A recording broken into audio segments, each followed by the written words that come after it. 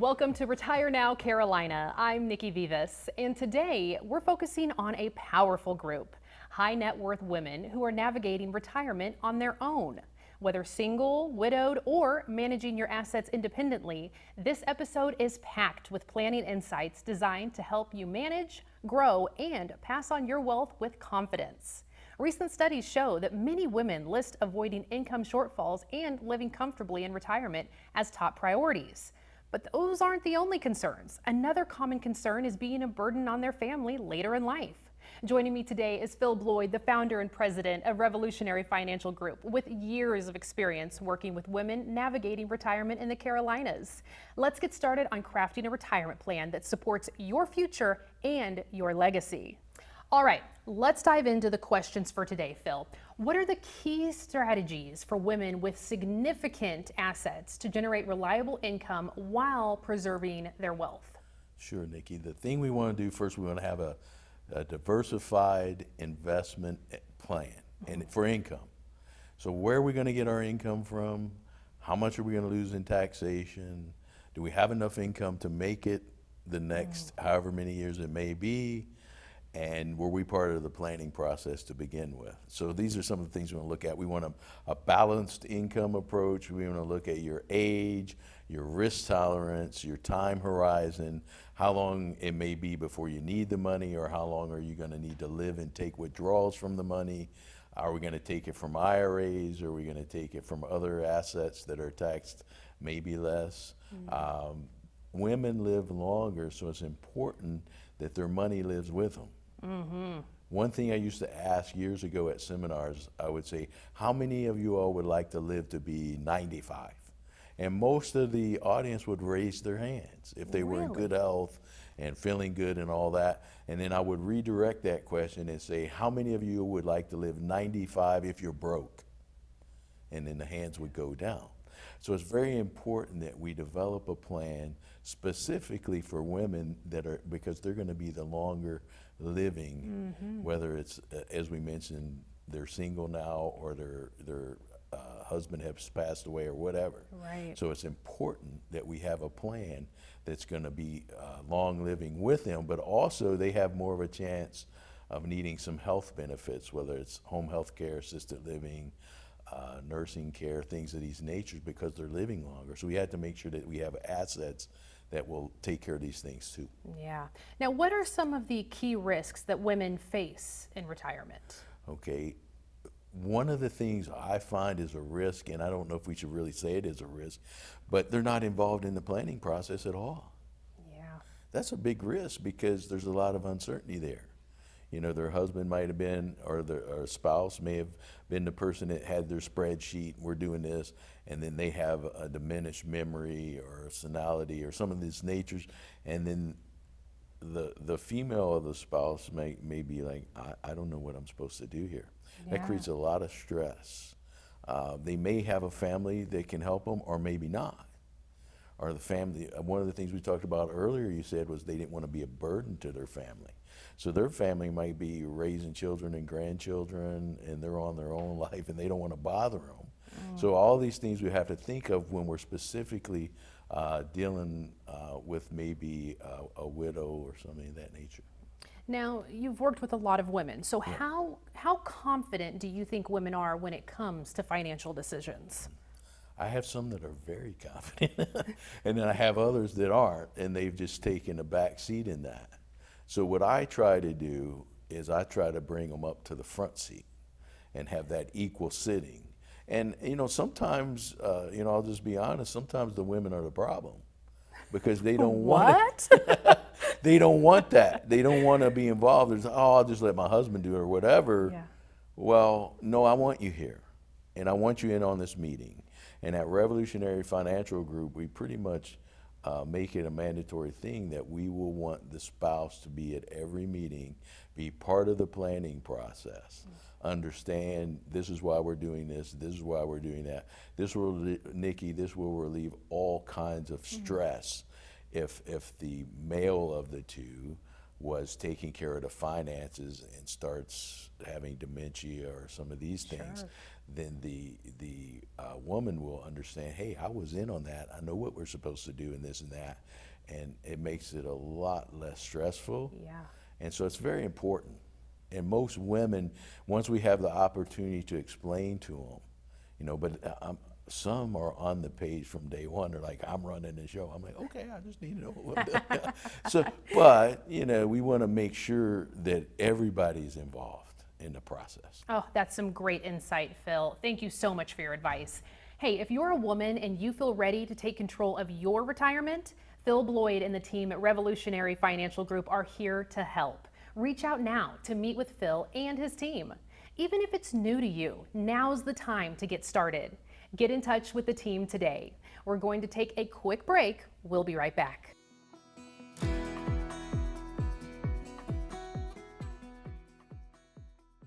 We're back with Phil Bloyd, president and founder of Revolutionary Financial Group. All right, Phil, I have another question for you.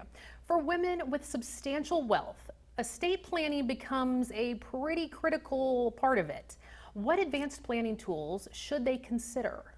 All right. Well, Nikki, hopefully they have an estate plan to begin with, but if not, they may have a trust already, or a revocable trust where they were co-trustees with a spouse or something in this nature, and now maybe the spouse predeceased them, and now they're the acting trustee. So that's one thing, a revocable trust. They may have an irrevocable trust that they're using for health benefits to protect some assets from potential health costs in the future. And they're going to have to make sure their beneficiaries are proper.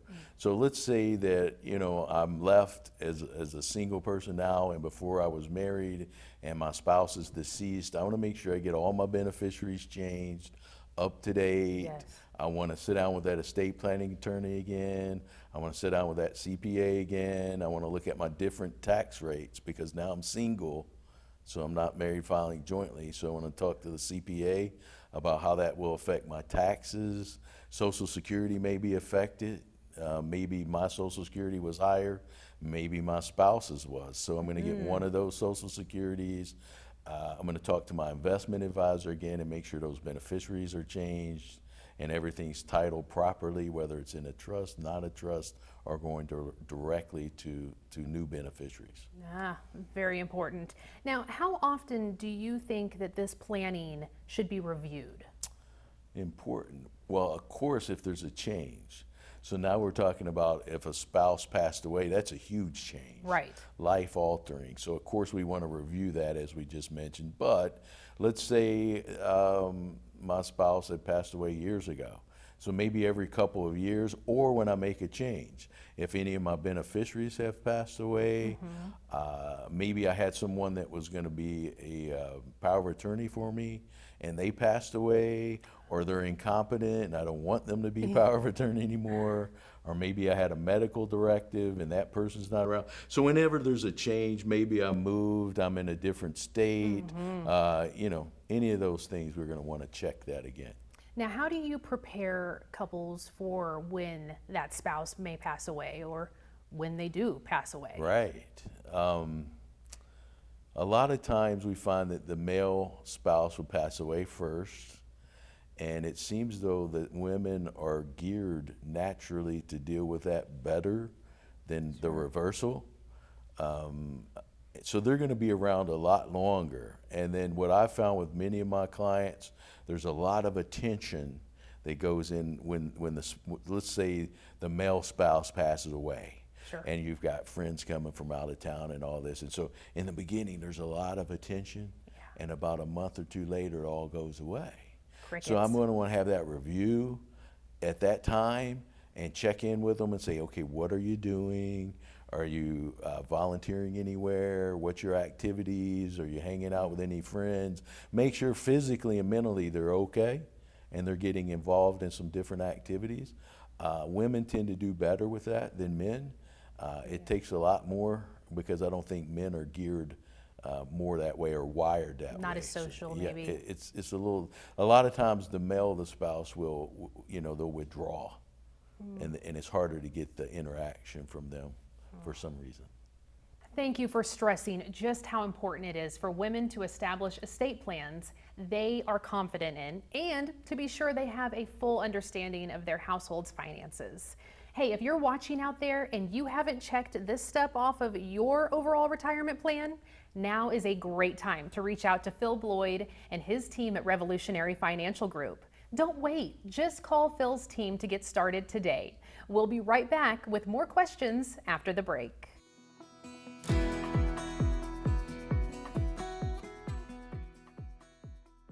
Welcome back to Retire Now Carolina with Phil Bloyd, president and founder of Revolutionary Financial Group. As we discuss the challenges that women face as they prepare for retirement, Phil, I want to refer back to a statistic you dropped on us earlier. Many women feel uncertain when it comes to retirement investing. And I found another one to share with you. Another survey I saw reported that a large number of women feel stress or anxiety when it comes to managing their retirement savings. What does that tell you about the importance of having a retirement plan? Well, the first thing, we need to be involved in the decision making of the retirement plan. And a lot of that stress will go away because then they know what to expect. So the first thing we want to do is we want to develop an investment plan. If you think you already have one, or you and your spouse have done one, but he went and you didn't, and now's a good time to take a look at it together. Yes. And go in and meet with that investment advisor. Ask a lot of questions. A lot of times, I try not to be intimidating. I'm just a nice guy. You are. But it's like, just, please ask me questions. I try to have conversations with people like we're doing, not at people. So it's like, what bothers you? If you tell me what's on your mind, then we can address that. If you don't, or you're intimidated, maybe that's not the right person to be talking to. But be part of the process. That's the first thing. Develop a plan that will stand with or without both of you together. So if one were to predecease, then we know what the plan is. I was involved with it. That reduces the stress level. Yeah. Then work the plan. That's the biggest thing I have to do. Once we spend 2, 3, 4 times meeting with people to develop a plan that we all together came up with, my team, the couple, we spent hours and hours on this plan. So after we do it, I'm going to remind you a lot. This was the plan. This is why we did this. That becomes my job, Nikki, is to remind you, this is why we did it. This is the plan. Stick to the plan. Yeah. And we don't want to just get off track if we have a dip in the market.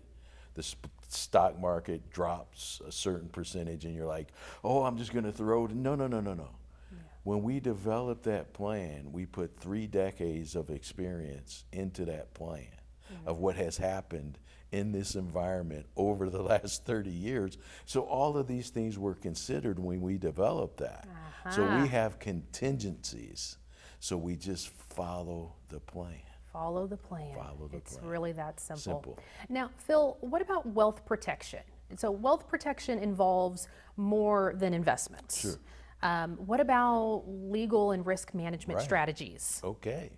So Nikki, I worked my whole life. We developed the plan. Everything's great. We've got the income we need. Everything's going along fine. How do I get these assets to my heirs? So that's what we're talking about legally, all these different things. The estate plan. What consists of my estate plan? Beneficiary designations, that's the simplest. You may have trust documents, whether they're revocable. Many people refer to a revocable trust as a revocable living trust or a family trust. Irrevocable trust, medical directives, powers of attorneys. All of these may make up your legal documents, and you really need to get with a competent attorney and make sure that they develop those, but that they work with your financial advisor, with your tax advisor, and that everyone's on the same page. Because after we live our lives, we want to make sure that we get our assets to our heirs as tax friendly as possible, with as little loss to the government as possible. And we're going to need some documents to do that with a reputable attorney. You knew right where I was going. What about taxes? Yeah. How can women optimize withdrawals from their assets? Okay. So Nikki, what we want to do about withdrawals, depending on how our assets are organized, if I take money from one asset, it may not be taxed the same as if I take it from another one. Let me give you an example. If I'm in a 22% tax rate and I take money from a deferred account, an IRA or something of this nature, I'm going to pay ordinary income taxes on that withdrawal.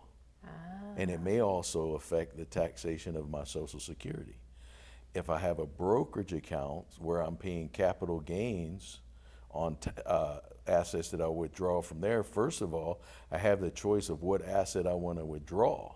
Did it make any capital gains? Maybe, maybe not. So that's going to affect how much I pay. I may pay more in taxes if I take from that, but a lot of times you're paying less in taxes. So a capital gain, possibly 15% capital gains tax. But if I take it out of an investment that made no capital gains, or I use a capital loss to offset a capital gain, check with your accountant. But you may be passing over some money that you could take out without paying any taxes, depending on. Oh, wow, that is a lot of great insight. Thanks for breaking that down, Phil. If you're ready to face retirement head on, come in and meet with the team at Revolutionary Financial Group. Phil and his team are here to help you. Coming up after the break, we're going to dive into healthcare in retirement. Stay with us.